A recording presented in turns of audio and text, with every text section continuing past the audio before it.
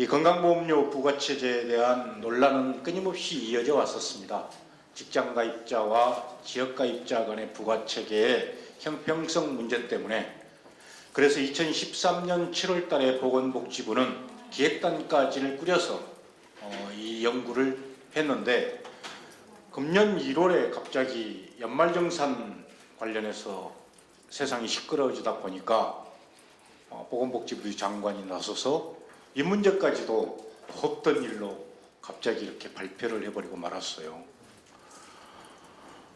그런데 그걸 두고 또다시 50만 명도 되지 않는 고소득자 때문이다 라는 지적과 함께 여전히 문제가 제기가 되니까 또 급작스럽게 나타나서 당정협의를 통해서 이 문제를 진행해 나가겠다 이렇게 이야기했습니다. 이 건강보험료 부담 체계 관련 내용이 어찌 당정협의를 통해서만 이야기될 사안이겠습니까? 국민 모두의 의견을 수렴해서 합당한 부가체계를 만들고 그래야지 국민의 건강과 안전을 위한 정부라고 말할 수 있지 않겠습니까? 그런 점에서 그동안에 우리 당의 여러 차례 건강정치위원회를 중심으로 한 논의들을 거쳐서 오늘 토론회를 마련하게 됐습니다. 모쪼록 좋은 토론회가 돼서 정말 질 좋은 의료 서비스가 이루어지는 그런 나라가 될 수 있도록 열심히 저희들 또 노력하겠습니다. 다시 한번 참석해 주신 모든 분들께 감사드립니다. 고맙습니다. 오늘 토론회 보니까 뒤에 어머님 아버님들 많이 와 계셔요. 노년유니언에서 오셨어요? 예. 환영합니다. 그리고 올해 더 건강하시고 또 어르신들 건강하실 수 있도록 저희가 잘 뒷받침하겠습니다. 우리 정의당은 안전과 건강에 앞장서는 정당입니다. 오늘 건강보험료 부과체계 개편 토론회를 저희가 마련한 것은 사실 지금 77년도에 500인 이상 사업장에 직장의료보험이 적용되기 시작했거든요. 또 89년에 이제 지금 국민 건강보험이 전 국민적으로 이렇게 실시가 됐는데 이 건강보험은 우리 국민들에게 특히 어르신들에게 없어서는 안 될 아주 소중한 제도입니다. 근데 이 제도가 그동안에 지역과 직장으로 나뉘어져 있으면서 이 건강보험료 부과체계가 아주 문제가 많아가지고 연간 민원이 한 5,700건. 저도 우리 동네에 있는 보험공단, 국민건강보험공단에 가서 일일 지사장도 제가 해봤거든요. 대부분 그때 와서 민원의 대부분의 내용이 바로 이 보험료 부과체계 문제예요. 그래서 거의 민원의 80% 이상이 부과체계 문제고 어려운 분들에게 너무나 상대적으로 과한 보험료가 부과됐던 문제가 있어서 그래서 복지부가 이 부과체계 개선 기획단이라는 걸 만들어서 1년 반 동안 논의를 해가지고 안을 냈습니다. 안을 내서 한 46만 명 1%가 되는 분들에게 조금 더 보험료를 부과하도록 한 방안을 냈어요. 근데 저희 정의당 기준으로 보면은 미흡한 게 많이 있는데 그럼에도 불구하고 1년 반 동안 각계각층이 함께 머리를 맞대고 조정한 것이기 때문에 저희는 그 안대로 빨리 통과시키자 발표해서 국민의 공감대 속에서 통과시키자 이런 입장이었는데 느닷없이 문영표 복지부 장관이 이거를 그냥 이렇게 백지화를 시켜버려가지고 저희 굉장히 놀랐습니다. 그리고 시민사회에서도 화가 많이 나고 이제 그 백지화를 시킨 이유가 연말정산 때문에 많은 이제 문제 제기를 받다 보니까 상위 1% 부자들의 비난이 두려웠던 게 아니냐 저희는 그렇게 보고 있어요. 그래서 지금 복지부가 다시 국민들 여론 수렴을 한다고 이야기를 하는데 여론 수렴은 1년 반 동안 했는데 무슨 또 여론 수렴이 필요합니까? 그러니까 박근혜 정부가 최소한의 이 역진성을 바로잡는 부과체계를 이렇게 거부한 거는 국민 공감대를 마련하기 위한 것도 아니고 눈치를 봐서 국민 눈치를 봐서도 아니고 오직 1% 부자들을 위해서 그러는 게 아니냐. 우리 정의당은 그렇게 지적할 수밖에 없습니다. 아무튼 그래서 이제 이 정부에게 이 꼼수 건보료 개혁안을 만들도록 이렇게 맡겨둘 수가 없다. 그래서 오늘 우리 정의당이 여러분들을 모시고 전문가들을 모시고 진짜 제대로 된 건강보험료 부가체계 개선안은 무엇인가 이렇게 좀 방안도 만들어보고 공론화시켜서 정부가 지난번에 만들어진 부가체계 개선안을 함부로 그 후퇴시킬 수 없도록 그렇게 견제하기 위해서 오늘 이 자리가 마련됐다는 말씀을 드립니다. 건보료 관계 때문에 참 어려움이 많습니다. 퇴직하고 나서 연금 얼마 가지고 생활을 하는데 제게 지금 한 달에 26만 7천 원이라는 보험료가 나옵니다. 그 중에 아들이 좀 사업하겠다 그래서 SUV 차를 한 대 제 이름으로 사줬더니 그게 80점이어가지고 80점이면 얼마죠? 뭐 16,000원인가요? 얼마인가요? 뭐 이게 꽤 많은 돈이 나가더라고요. 사실 그 서민들이 타는 차입니다. SUV라는 것이 사업용으로 주로 쓰는 거 아닙니까? 그런데 이게 뭐 3, 4만 원의 보험료가 부담이 됩니다. 그래서 사실 그 집사람이 종합병원이거든요. 척추 수술하고 양무릎 인공관절 수술하고 뭐 이런 정도의 그 종합병원이어 가지고 거의 한 달에 열흘 정도 병원을 드나드는데 26만 7천 원씩 가지면 병원비 되겠다 싶은 생각이 들어요. 그 보험료 저기 안 해도 그런 정도로 지금 많은 돈이 1년에 300이 넘지 않습니까? 참 힘들고 더군다나 이제 뭐 땀벌이 없이 그 퇴직연금 가지고 사는데 뭐 엄청 힘들고 어렵더라고요. 그래서 왜 이렇게 됐느냐? 직장 생활을 할 때는 지금하고 어떠냐 그런 비교도 하고요. 또 이웃집에 저하고 같은 해에 이렇게 퇴직한 친구가 있는데 그 친구는 그 아직도 뭐 그 연금은 같은 수준을 받는데 아직도 그 자녀 이름으로 돼 가지고 피부양자 신분이 돼 있는 것 같더라고요. 그래 가지고 의료보험을 또 안 된다 그래요. 그래서 뭐 이런 법이 있느냐? 그 같은 수준의 연금을 받고 있는데 어떤 사람은 한 푼도 안 내고 어떤 사람은 26만 7천 원, 연 300만 원 이상을 부담을 하고 뭔가 잘못되지 않았느냐 이런 생각을 하면서 이게 어떻게 해서 이렇게 그 불합리한 의료보험료가 되느냐라고 생각하고 있었는데 전직 의료공단 이사장님이 나가면서 이거 개혁하지 않으면 안 된다라고 하실 때에 얼마나 심각했으면 이런 소리 하셨겠느냐. 그런데 지금도 우물쭈물 또 이러고 주무르고 있으니 걱정입니다. 좌우간 이왕에 앞장서셨으니 이번 기회에 화끈하게 좀 정리해 주시기 바랍니다. 갑자기 JTBC에서 의료보험료를 과다하게 내는 분을 소개를 해달라 그래서 제가 소개를 해서 방영을 했습니다. 독거노인이고 81세입니다. 수급자인데 아마 이 의원회관 화장실만도 못한 학고방을 하나 가지고 있습니다. 이 노인에게 한 달에 8만 원이라는 의료보험료를 물린다면 이거 말이 되겠습니까? 왜 수입이 많고 재산이 많은 분들에겐 상한선 제도를 써가지고 다 안 물리느냐? 참 이게 의문입니다. 힘이 이렇게 좋은지 돈의 권력이 이렇게 센지 또는 정부가 돈 앞에는 무릎을 꿇는 건지 이걸 모르겠습니다. 이 실예를 든다면요.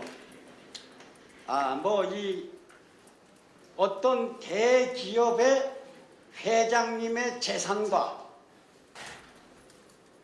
그 노인의 재산을 비교한다면 그 노인의 재산은 공시지가 7천만 원입니다. 그런데 대재벌 되시는 분의 재산은 10여 조란 말이에요. 그렇다면 그 비례로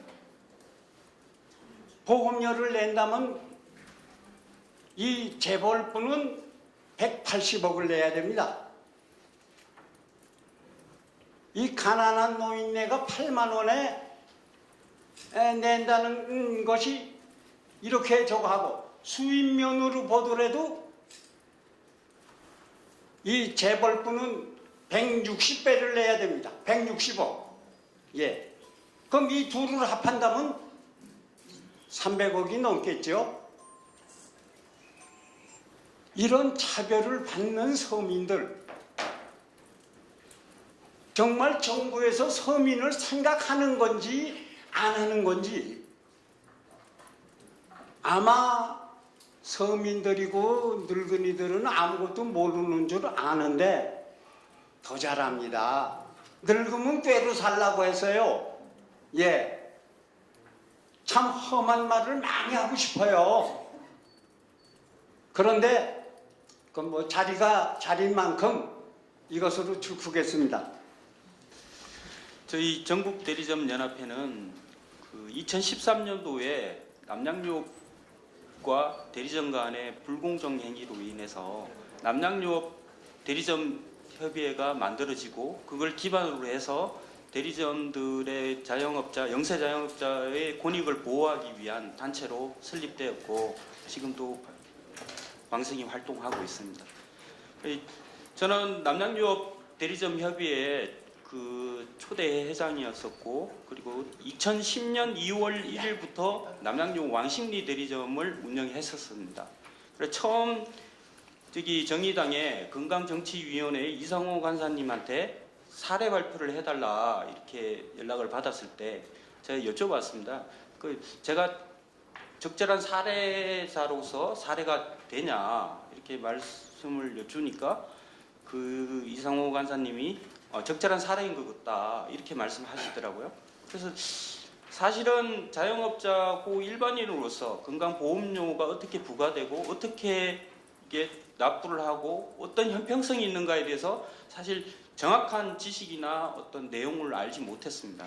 막연히 세무녀 사건이나 일부 언론에서 이야기하듯이 이런 약자들에 대해서 건강보험료 부과에 대한 어떤 형평성이 적절하지는 않구나 이런 막연한 것만 있었지 그런 과정에서 왜 건강보험료 부과를 개편해야 되는지 그런 내용에 대해서 적절히 모르는 상황이었고 오히려 이런 사례 발표를 통해서 그런 내용을 알아가는 어떤 배움이 되었던 것 같습니다.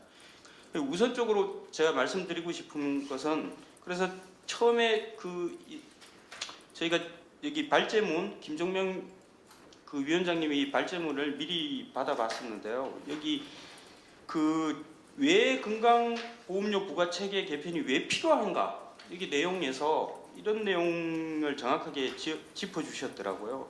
지역 가입자 구성이 변화됐다. 예전에 지역 가입자로 돼 있던 고소득층의 어떤 실질적인 그 건강보험료의 대부분을 자기 소득에서 부과해야 될 분들이 다른 편법으로 직장 가입자로 변화되었다. 이런 내용이 있더라고요. 그래서 그 밑에 보니까 또 핵심적인 내용을 말씀해 주셨더라고요. 지역 가입자는 대부분 서민이다. 그래서 제가 생각해 봤죠. 과연 그럴까 이렇게 생각해 보니까 이 필요하다는 필요성에 저희가 그 대리점들이나 영세 자영업자로서 이 필요성을 못 느끼고 있었구나. 그런데 가장 건강보험료 부과 체계를 바꿔야 될 핵심적 내용이 들어있구나. 이런 어떤 깨달았다고 해야 되나? 그런 내용이 알게 되었습니다. 그런 부분에서 일단 이런 자리에 오게 해주셔서 감사하고요. 그래서 제가 제 실질적인 사례를 말씀드리면, 그래서 제가 건강보험료를 얼마 내고 있고 어떤 내역에서 부과되고 있는지 전혀 몰랐습니다, 사실. 그래서 그 내용, 이 문제가 있다는 걸 파악하고, 발제문에도 파악하고, 건강보험료 부과 내역을 뽑기 위해서 인터넷에 들어가서 보험공단에서 이걸 해보려니까 가입하는 때도 2시간이라는 시간이 걸렸어요. 그리고 가입해서 실질적으로 부과를 어떻게 부과되었는지 알아보려고 하니까 그 온라인상으로는 알 수가 없더라고요. 그래서 건강보험공단에 전화를 했어요. 전화를 하니까 전화 통화하는데도 한 3, 40분이 걸렸던 것 같아요. 그래서 통화를 하니까 부과 내역 기준은 온라인상으로는 서비스하지 않는다. 건강보험공단에 가서 신분증을 가져가서 부과 내역서를 뽑아보라, 이렇게 이야기하더라고요. 그래서 어려운 시간을 내서 갔습니다. 가서 제가 보험료 확인 내역서랑 건강보험료 납부 확인서 부과 내역서라는 것을 2009년도부터 뽑아달라고 했거든요. 그러니까 여기를 보니까 이제 매월 성역률 점수, 소득, 재산, 자동차 이런 거에 대해서 각 체계별로 부가 요소별 점수를 매기고 거기에 따라서 보험료를 책정한다는 걸 알았어요. 그래서 이게 적절할 것인가 이렇게 생각해 보니까 제 경우가 실제로 이야기 되면 이런 거죠. 그래서 약 2009년부터 2014년까지 제가 매달 약 11만원에서 15만원 정도의 건강보험료를 냈는데 이 내용이 그러니까 실제로 정당한가 아닌가를 생각해 보면 저는 사실 2010년 2월부터 남양유업 대리점을 했지만 실질적인 적자 상태였습니다. 사실은 소득도 없고 실질적인 적자를 보고 있었는데도 그 소득을 부과하고 제가 영업을 하고 있던 차량들의 탑차 2대 그리고 카니발 1대 이렇게 해서 우유를 배달하려면 그런 영업용 차량들이 필요합니다. 거기에 대해서도 점수를 다 부과해서 건강보험료를 상정했더라고요.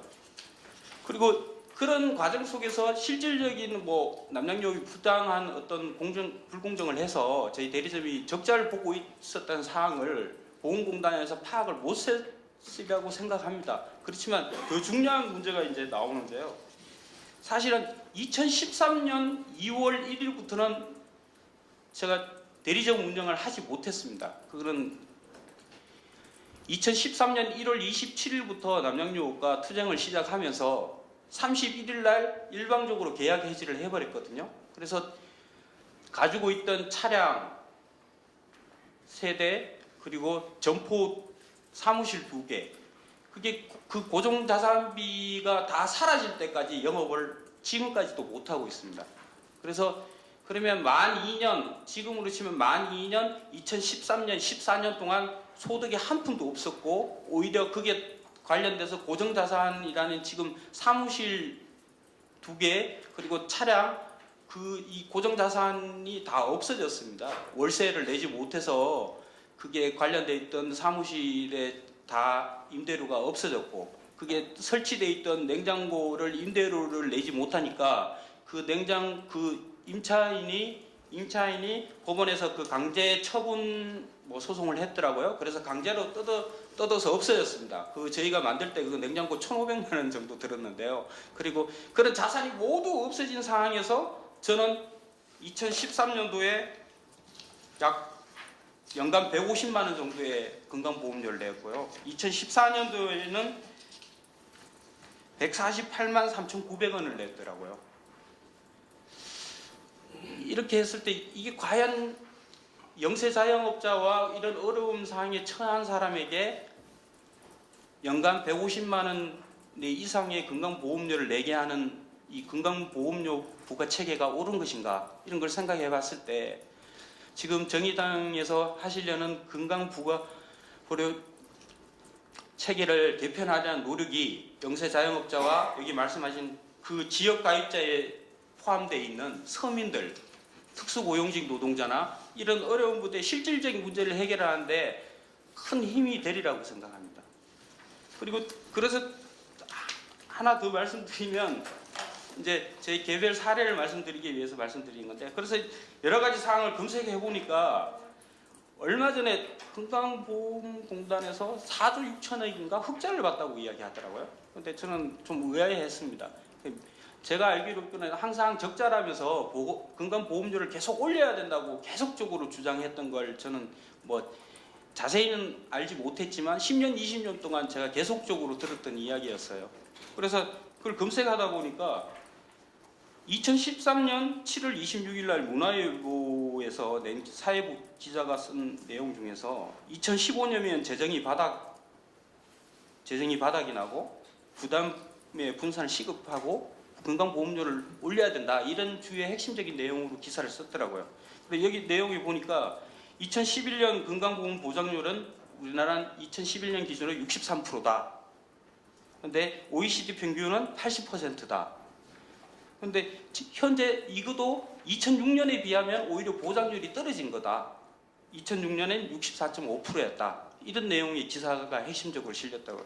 그래서 보장률이 뭔가 저 몰랐었거든요. 그럼 보장률이 뭔가 이렇게 살펴보니까 우리가 병원에 갔을 때 의료보험 혜택을 받을 수 있느냐 없느냐, 그 사안이 몇 가지냐, 그리고 어떤 부담률이 얼마나 있느냐, 이런 걸로 평가해서 보장률을 통계를 낸다고 들었습니다.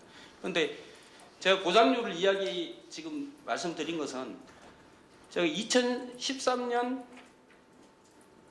2월 20 며칠인가 그 이제 투쟁을 바로 시작했는데, 그 시작했을 때 신경을 너무 많이 쓰고 스트레스를 받아서 그런지 사랑니가, 여기 오른편 사랑니가 너무 아팠어요.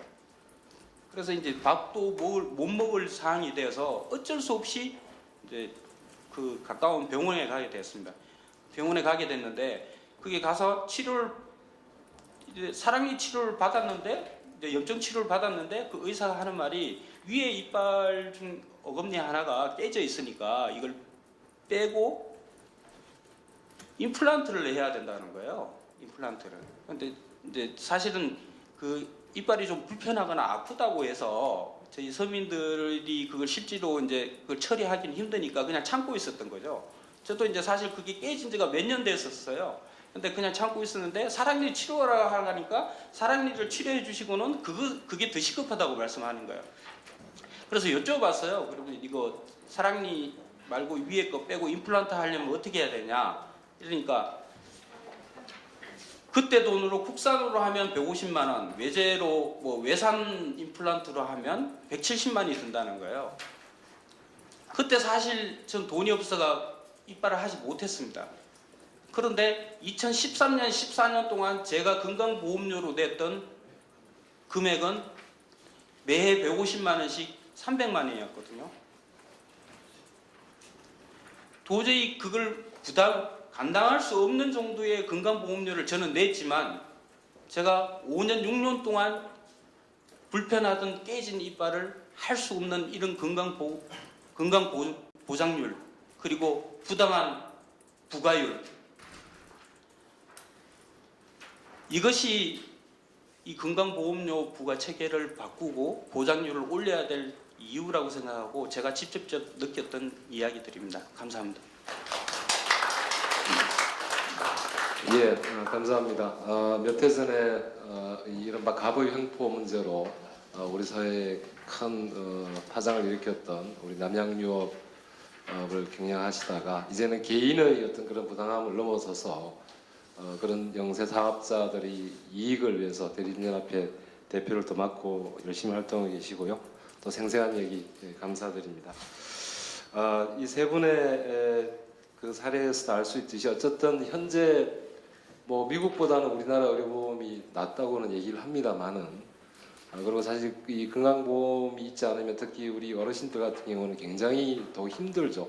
꼭 필요한 제도이긴 하나 문제는 이게 우리가 세금을 대하는 것과 마찬가지로 공평하지 않다라는 것, 보험료 자체가 여기가 이제 가장 큰 문제가 있고 그런 다양한 사례들이 있는 것 같습니다.